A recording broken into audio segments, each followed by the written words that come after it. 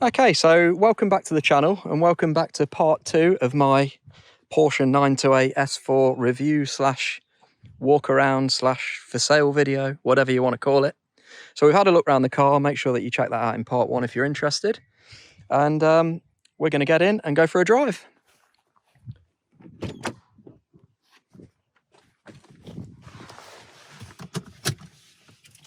The keys are lovely, just a small point. So that's the lock for the rear storage box, but it's got an original Porsche key from the early 90s, key fob should I say, and then amazingly the light still works on there, but the crest is missing. So yeah, nice set of tactile old-fashioned keys.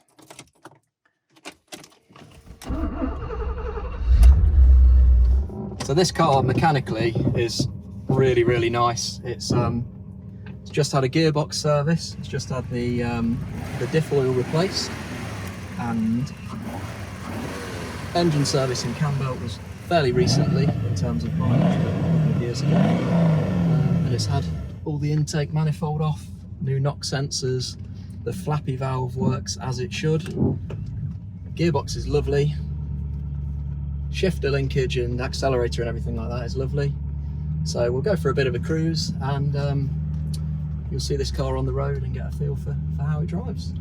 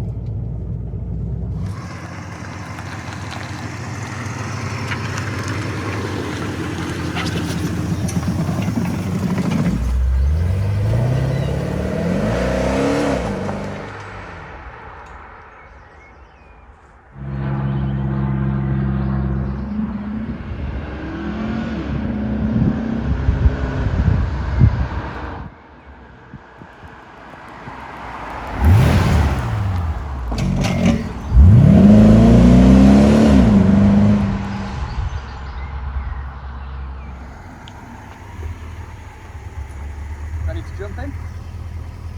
The first thing that you always notice when you're getting a 928 is how amazingly comfortable they are. There's so much adjustment on the seat. You've got the binnacle can move up and down, so whenever you change the steering wheel angle you always see all of the dials, and everything falls to hand really nicely. Jeremy Clarkson once said about the 911 that it was almost like they put the buttons in a shotgun and fired it at the dash. They kind of changed their mindset on the 928 design. Everything is just where you want it to be. You want to turn the lights on, it's just light switch is just there. Heater's very simple, so you just set it to bi level, and then you just sort of change the slider to where you want it, and it does everything that you want it to do.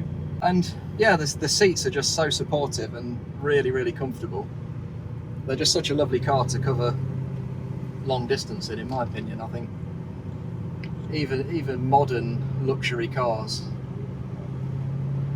arguably aren't as comfortable as these, because they're not as refined as these cars. The suspension's hard and they've got massive wheels on with skinny tyres, so they tend to be really stiff. But the 928 just, it handles very well. It's really planted and sure-footed, but it's also very stable. You probably know, but it's got fully independent double wishbone suspension all round with passive rear wheel steering. This one's got ABS and primitive traction control. Just shut the window. And they're just a lovely place to cover distance in, especially when they're well sorted. Obviously ones that aren't driving as well as they perhaps should do are different. But if you were in the south of France and you wanted to buy this car off me, I'd jump in it and drive it to you. It's bloody brilliant. So the gearbox is really smooth. I'm going to shut the sunroof. So there's no excessive road noise. The car just ambles along nicely. It's very, I'd say it's really lazy actually to drive when you want to relax. Cruise control works. So to operate the cruise control, you just push the lever forward, and then I can let go of the throttle, and it's just going to hold that speed for me. So doing 80 kms at the moment. If I want to disable it, I can just pull it forward, and then the cruise control will switch off. So it's really simple to use the cruise. And everything about this car is quite stiff. So for example, the throttle has resistance. It's not a really flappy, fast accelerator. It's got that resistance so that you know that there's power, and you can modulate the power quite easily. Same goes for the steering. It's got very light assistance, so if you're used to a modern car, it might feel stiff, but the feel is unbelievable. And I actually think that these cars are really misunderstood by people that don't know them well or have never owned them, because they're really, really lovely things.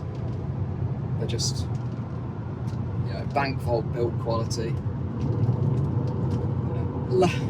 Good. I know they've got crap leg room in the back, but really they've got good room in them for a sports car. You can flat the back seats down and go touring with 2 weeks worth of luggage in the back, no problem. And they're just so comfortable and relaxed. So that's why I love them. But back to this particular car. Hopefully you can see that it's very stable on the road. It's not all over the place. It's quiet. No strange noises anywhere. It brakes in a straight line. It tracks nice and true.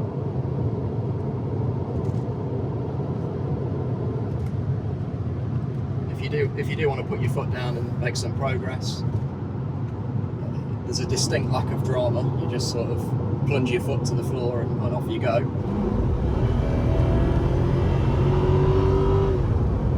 And it will continue to accelerate until way beyond double the speed limit. I think they're 168 miles an hour car, which obviously you're not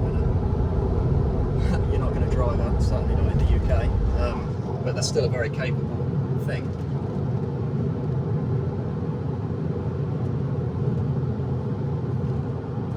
Let's slow down for the speed camera.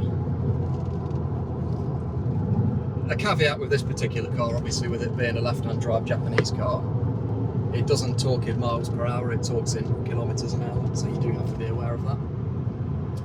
There's a little red indicator showing 30 miles an hour, but I have to do a bit of maths to work out the rest. But that's no big deal. I've got a passenger with me today that's taking care of the filming, so thanks for that, Lee. And what do you think of the ride? It's fabulous. A very comfortable car.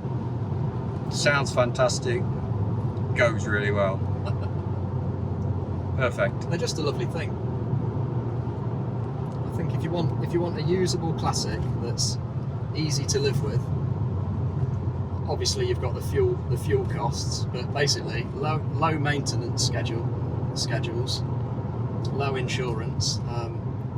They don't rot because they're very well galvanised, and most of the body panels are aluminium. I can't think of anything other than a 928 really that does the whole Grand Touring thing well, and is still a bona fide sort of classic-y kind of sports car / supercar, which it sort of was in its day. And this one's just fantastic.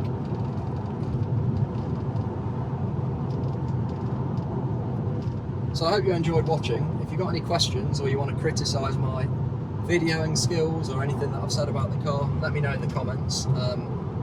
But hopefully you've enjoyed it, and I've really enjoyed owning this car. I just want to find a good home for it. Like I say, I'm not interested where you are in the world. If you want this car, we can find a way to get it to you. So if you want to see more interesting car content, consider subscribing to the channel. I always appreciate a like on the video, and yeah, see you around for the next one. Cheers.